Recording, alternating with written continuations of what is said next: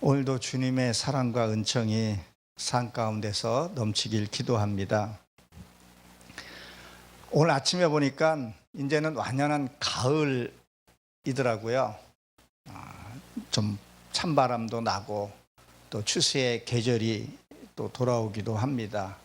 그러면 나의 신앙도 한번 추수의 계절을 맞이해서 난 올 한 해는 얼마나 하나님의 말씀을 이루어서 사는가 한번 돌아보는 시간도 가졌으면 좋겠다, 이런 생각을 해보게 됩니다. 지금 제가 이 시간에 보고 있는 것은 히브리어 알파벳 의미 23자음을 이거를 다 알고 문법과 자음을 다 알려고 하면 시간이 참 많이 걸리고 지루할 수가 있습니다. 저한테 이렇게 많은 시간과 여유가 없어서 히브리어가 자음이 이렇게 되어 있구나, 하나님의 뜻이 이렇게 숨겨져 있구나, 이런 의미만 조금 나누고 싶어서 제가 이 단에 섰습니다. 우리가 지난번에 말씀을 봤던 거 뭐였었죠? 싸매기라 그랬었죠? 그 싸매기의 뜻은 하나님의 말씀을 내 심령 안에다가 이 지주 버팀돌이 있어야 된다 그랬었죠. 그래야 이 험하고 험난한 세상을 살아갈 수 있는 그 말씀이 있어야 된다 그랬었어요. 그 말씀이 내 안에 들어오게 되면 뭐가 있냐? 그 다음엔 아이라 그랬죠. 이 아이는 눈이라 그랬었어요. 영적인 비밀의 눈이 열려지게 되면 진짜 생명의 말씀을 보게 되고 깨닫게 된다 그랬습니다. 오늘 보게 되면 이 이 폐라 그러죠. 이게 입입니다. 개방된 거, 알레프이기도 합니다. 이것은 진리의 문을 열려서 개방할 수 있는 것을 의미를 합니다. 이제부터는 진짜 영적인 말을 할 수 있다는 거예요. 남을 비방하고 저주하고 시기하고 그런 말이 아니라 이제는 뭐예요? 축복의 말, 생명의 말, 이런 말을 나눌 수 있다는 거예요. 진짜 전도의 말을 나눌 수 있다는 거예요. 우리가 어떤 일들이 있을 수 있죠? 싸움이 있는 곳에 그 예수 믿는 사람이 갔을 때 평화가 있는 거예요. 반대로 그 평화 가운데 있는데 예수 믿는 사람이 가가지고 그 평화가 깨지면 안 된다는 얘기를 하고 있습니다. 이것은 반드시 진리를 내 안에서 배워야지만이, 그래야 인내를 갖고 배워야지만이 그 입이 열린다 그랬었어요. 우리가 보면 이런 말들을 하죠. 가끔 기가 막혀서 말이 안 나온다. 참 기가 막혀서 말이 안 나온다 그러죠. 내면의 정신에 이 진리가, 창조주의 그 말씀이 내 안에 있어야지만이 진리의 말이 나올 수 있다는 거예요. 그렇지 않으면 작은 일에도 우리는 뭐예요? 요동치고 엉뚱한 말을 하게 된다는 거죠. 창세기 1장 24절에 보게 되면 하나님이 만물을 창조하시면서 뭐를 창조했다 그랬죠? 육축. 옛날 성경에는 가축이라 그랬었어요. 그 가축, 그 기는 것, 그 가축이라는 것은 빼해 말하고 원문에는 되어 있어요. 그건 뭐냐면 벙어리라는 의미를 갖고 있어요. 이 말이 무슨 말이냐면 하나님의 말씀을 내가 들어야 영적인 말씀을 할 수 있다는 거예요. 그 영적인 말씀을 듣지를 못하면 이 영적인 말을 할 수 없다는 거예요. 그 전에 제가 여기 왔을 때 디카 그 도사라는 분이 이렇게 청각 장애를 좀 갖고 계셨다 그러더라고요. 요새는 과학 의술이 발달돼서 뭘 어떻게 해서 듣게 됐다고 말씀을 하시면서 간증하는 소리를 제가 얼핏 들었습니다. 그러면서 제가 한번 여쭤봤어요. 그 전에 이런 말을 할 수 있었냐 그러니까 그 귀에다가 뭘 심기 전에는 말을 할 수가 없었다 그런 말을 하시더라고요. 무엇을 의미합니까? 내가 창조주의 그 말씀, 진리의 말씀, 생명의 말씀이 그게 들려져야 진짜 생명의 말씀을 할 수 있다는 거예요. 이 인격 형상은 하루 이틀에 되어지는 것이 아니라는 거예요. 끊임없이 자기가 부족한 것을 알아서 배워야 된다는 거예요. 그리고 내 심령 속에서 무엇이요? 말씀이 정리정돈이 잘 되어 있어야 된다는 거예요. 이 싸맥은 뭐라 그랬었어요? 진리를 내가 개방하는 거예요. 영적인 말씀을 듣고 영적인 말을 내가 보고 나서 그것을 내가 말을 한다는 얘기예요. 여러분, 세상에서도요, 세상 사람들은, 이 어둠에 있는 사람은 빛을 받아들이지를 못해요. 진짜 생명의 말씀을 줘도 그들은 받아듣지를 못해요. 실제로 예수님이 이 땅에 복음을 전하러 왔을 때 그 이스라엘 백성들이, 그 바리새인들이 예수님을 알아봤냐는 거예요. 못 알아봤다는 거예요. 왜? 내가 말씀에 깨어있지 않고 내가 말씀대로 살지 않으려고 하게 되면 진짜 생명의 말씀이 내 안에 들어와도 그것을 모른다는 얘기예요. 그리고 또 이 생명의 말씀을 듣는 것을 싫어하게 되는 거죠. 그 이유가 뭐냐면요, 자존심이 강하기 때문에 그렇다는 거죠. 또 무엇이요? 열등감이 강하게 되면 하나님의 말씀을 받아들일 수가 없다는 거예요. 이 정신세계의 입이, 이 말씀이 내 안에서 훈련이 잘 되어 있어야 된다는 거예요. 그래야 어떤 일들을 만날 때 하나님의 진리의 말씀들이 나오게 된다는 거예요. 어느 아침에 순간적으로 되는 것이 아니라는 거예요. 이 내 안에 이것이 내가 변화돼서 하나님의 속성으로 이루어진 것들이, 그것들이 나온다는 거예요. 우리가 어떤 사건들을 만났을 때, 무슨 일을 만났을 때 내가 실수를 한다 해서 그 입을 내 주먹으로 쳐서 피나게 터지게 한다는들, 이게 고쳐지겠냐는 거예요.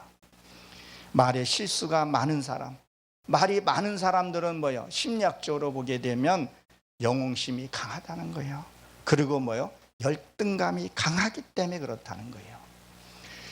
여러분, 우리 이솝우화에 보게 되면 토끼하고 거북이가 경주를 하는데 누가 이깁니까? 토끼가 이기죠. 토끼가 이기는 이유가 뭐예요? 부지런하기도 하지만 열등감이 없기 때문에 토끼를 이길 수 있었다는 거예요. 우리는 하나님을 향해 갈 때 열등감이라는 것이 필요하지 않다는 거지요. 그래야 치유를 받을 수 있고 회복할 수 있고 영적인 말씀을 할 수 있다는 거예요. 내가 아프고 내가 상처투정인데 내가 누구를 전도하고 누구를 복음을 전해줄 수 있겠냐는 거예요.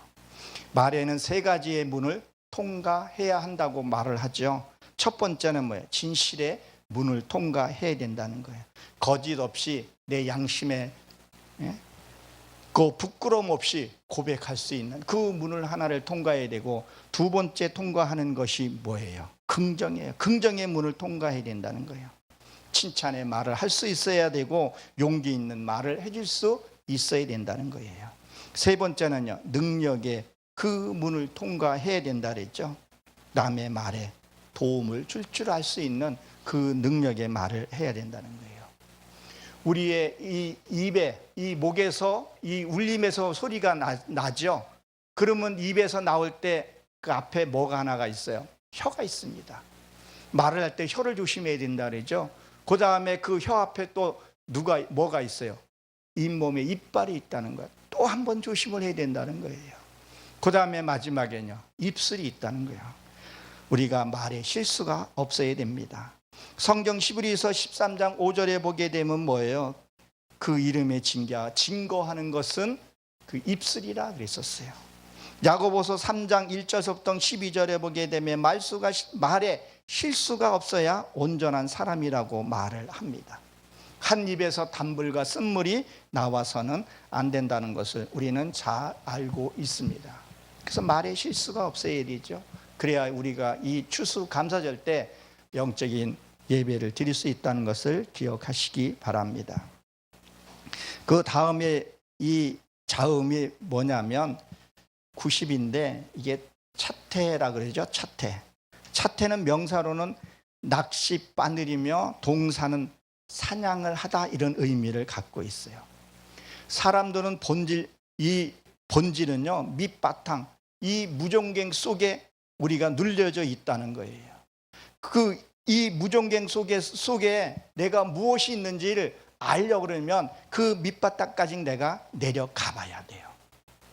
그 내려갈 수 있는 분은, 내려갈 수 있는 것은 십자가를 통해서 사흘 동안 그 음부에 내려갔었죠. 그 해결할 수 있는 분은 누구예요? 반드시 예수 그리스도만이 그 문제를 해결할 수 있다는 거예요. 베드로전서 3장 19절에 보게 되면 예수님이 오게에 내려가서 뭐 했다 했어요? 말씀을 선포했다 그랬었어요. 너희들이 왜 지옥에 왔는지 예수님이 그것을 설명을 해줘요. 창세 때, 노아의 방주 때 왜 너희들이 지옥에 왔는지를 설명을 해준다는 거예요. 여차저차하게 설명을 해준다는 거예요. 그러니 우리는 유구무로 할 말이 없다는 거예요. 에서계에서도 그 얘기를 쭉 설명하잖아요. 너희들이 왜 여기에 왔는가? 여러분, 하나님의 나라와 지옥의 나라가 따로 있는 게 절대 아닙니다. 우리가 그것을 분별할 수 있어야 돼요. 그런 것들 우리가 말해준다는 거예요. 그래서 이 말이, 이 낚시를 엮어서 내가 뭐를 해야 되냐는 거예요. 우리가 하나님 앞에 바로 서야 된다는 거죠. 이 죄에 빠진 사람을 이 차태를 통해서, 낚시를 통해서 건져내야 된다는 거예요. 영적인 눈, 영적인 말을 해야 된다는 거예요.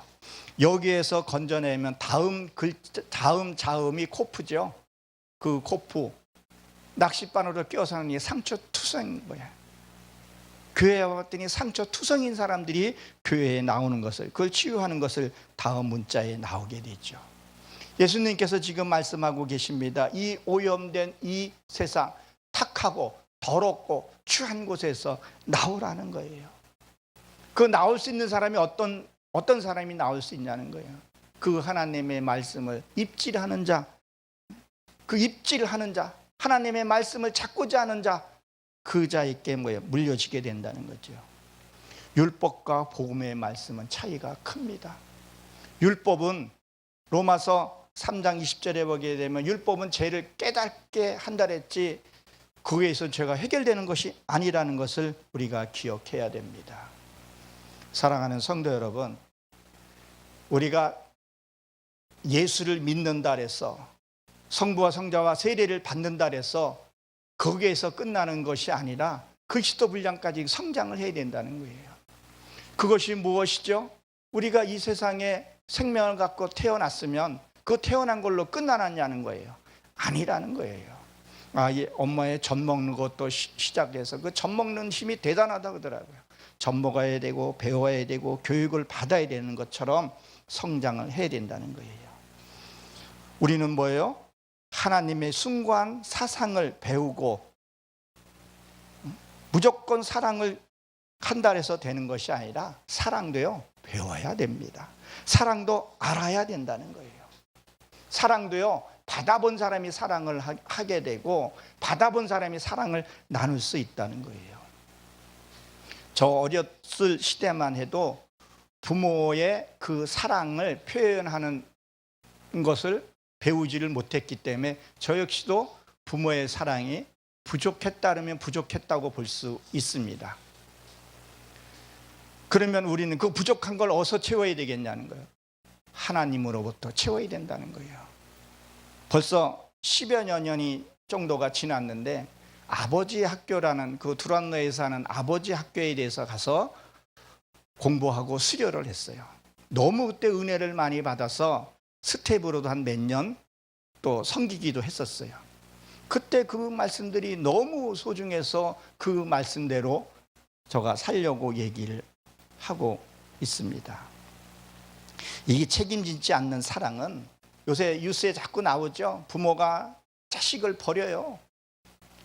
부모가 자식을, 참 그러고 보면 너무 안타깝죠. 이 사랑은요, 책임을 질 수 있어야 된다는 거예요. 사랑하는 성도 여러분, 우리가 이 의식주는 가진 자가 없는 자를 나누어 주는 거죠. 이것은 우리 개신교뿐만이 아니라 어떤 종교에서도 뭐를 해요? 있는 자가 없는 자를 나누어 준다는 거예요. 그러나 우리 크리스찬들은 그보다 더 중요한 것은 뭐예요? 더 소중한 것은, 귀중한 것은 정신을 깨우쳐줘야 된다는 거예요. 하나님의 말씀을 깨우쳐줘야 된다는 거예요. 지난번에 제가 와서 말씀을 드렸고 성경에 기록된 것이 누가복음 11장 40절 41절에 뭐라 그랬었어요. 거기에 뭐라고 기록이 되어 있었어요.